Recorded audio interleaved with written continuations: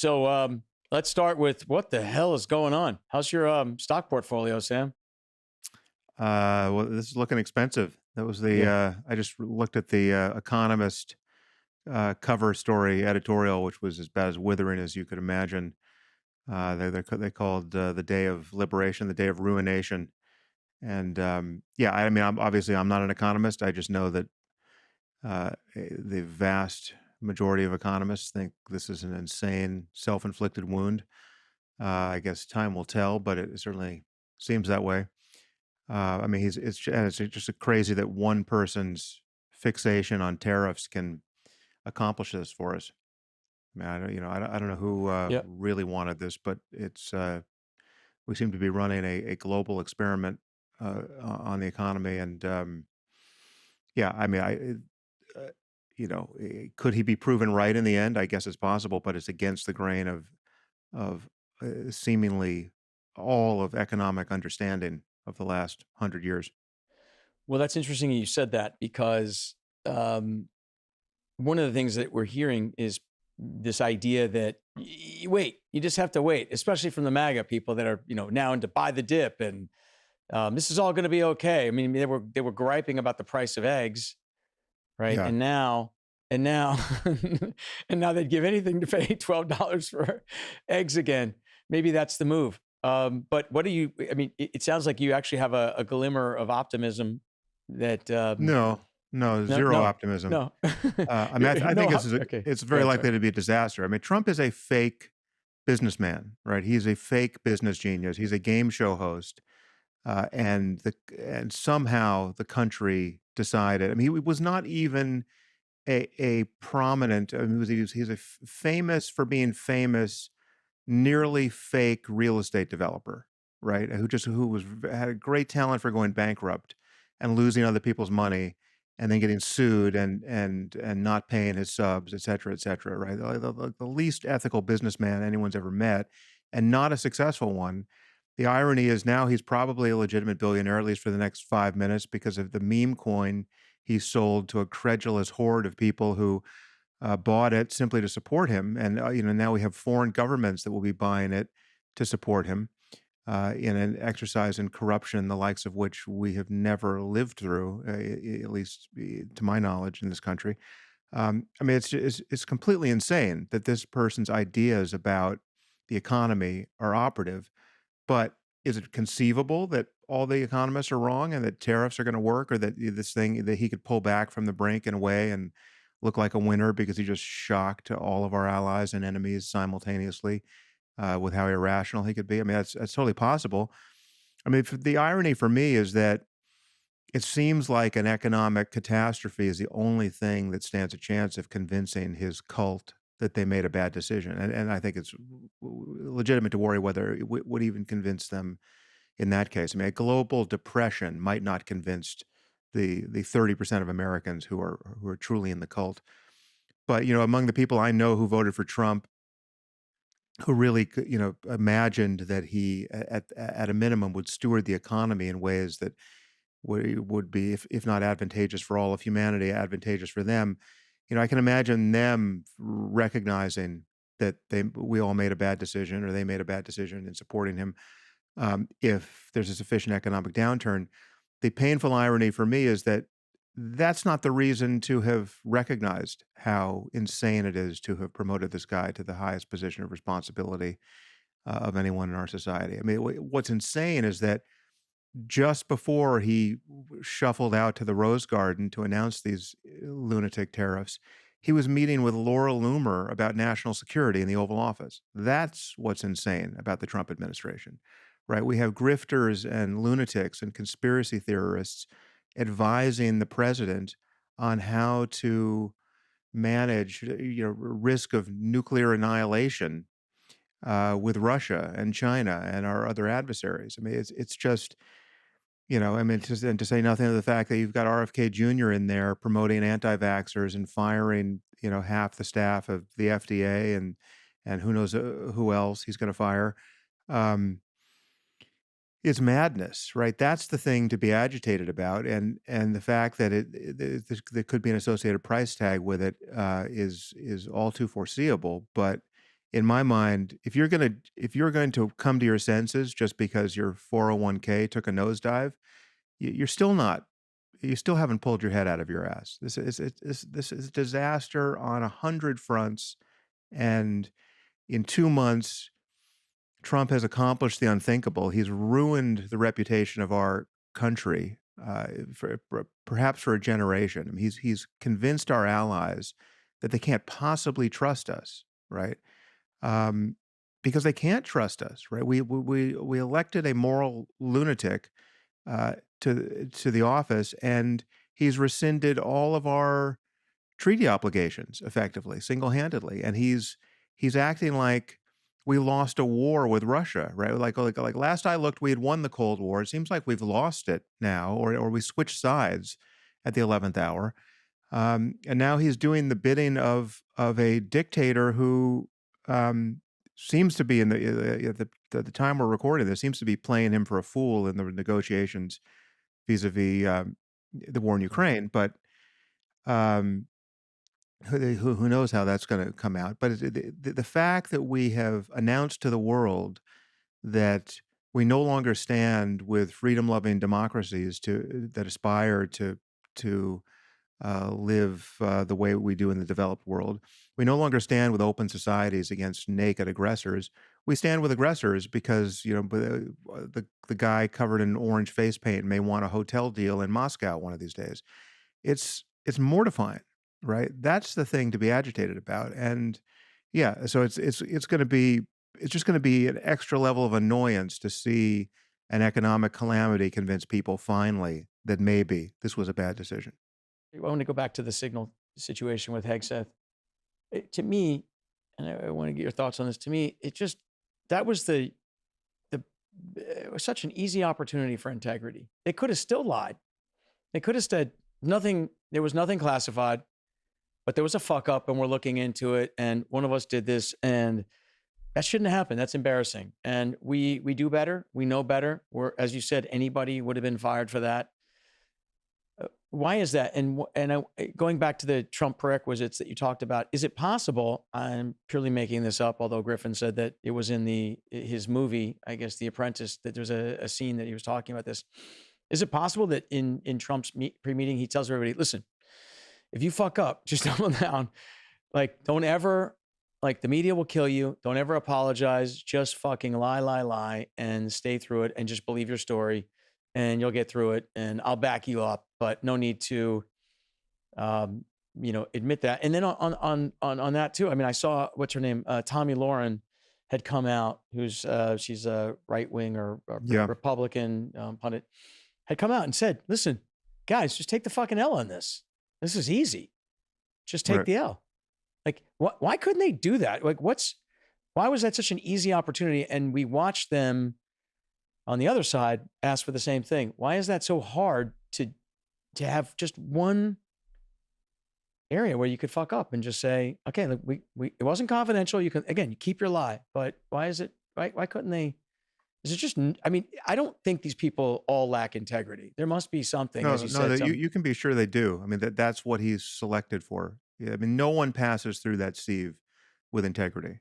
Um, it's well, I mean, it's a famous piece of advice that has been talked about. I'm sure it's in actually uh, some of Trump's fake autobiographies that he didn't write. Um, where Roy Cohn gave him the advice that you do never admit a mistake, right? I mean, that's and you just lie and change the subject and move on, but you never apologize and you never admit that you were wrong about anything, even when it's obvious to everybody.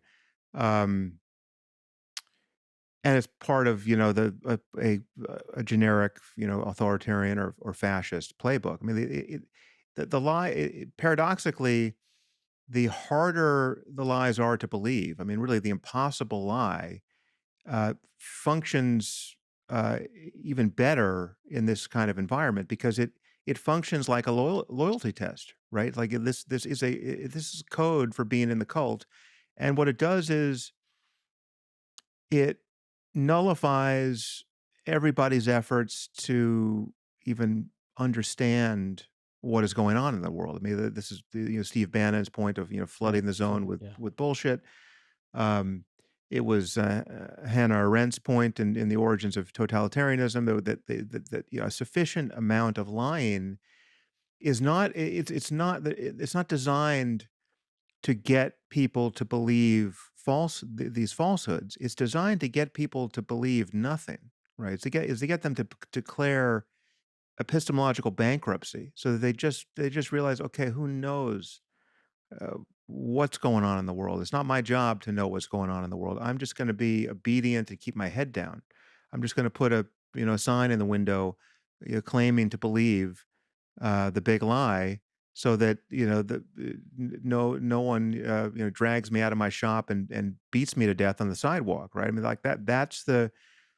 That's where this heads when there are no checks on it, right? This is Well, the history of fascism, um, and there's no question that Trump is an authoritarian. His every inclination is to govern as an authoritarian, and his lying is a principal part of that. I mean, he just lies about everything, and he lies in ways that are clearly not meant to successfully deceive anyone.